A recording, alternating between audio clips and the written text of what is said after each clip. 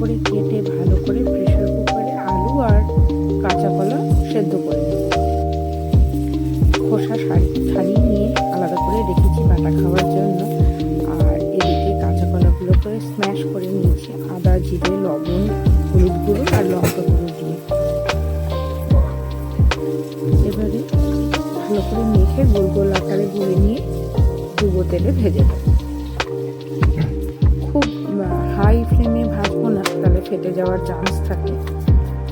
যেহেতু এটাতে কোনো রকম আটা, ময়দা বা চালের গুঁড়ো কিছুই আমি দিইনি, তার জন্য আমি এটাকে একদম মিডিয়াম ফ্লেমেই এটাকে আমি ভেজে নেব।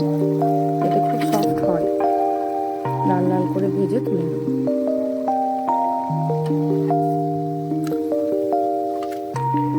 আর এদিকে মশলা রেডি করব।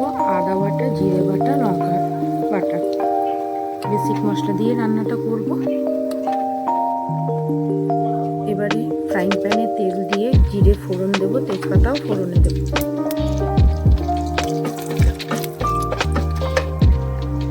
একটু নেড়ে নিয়ে সেদ্ধ করা আলুগুলো কেটে নিয়েছি সেগুলো দিয়ে দেবো, সাথে হলুদ আর লবণ দিয়ে হালকা ভেজে দেবো।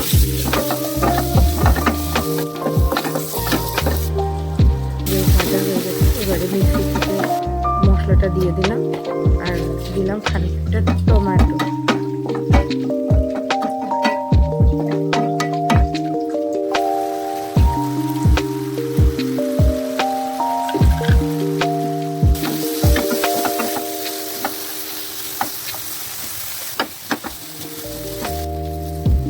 পরিমাণ মতো কিন্তু নুন চিনিটা দিয়ে দিতে হবে।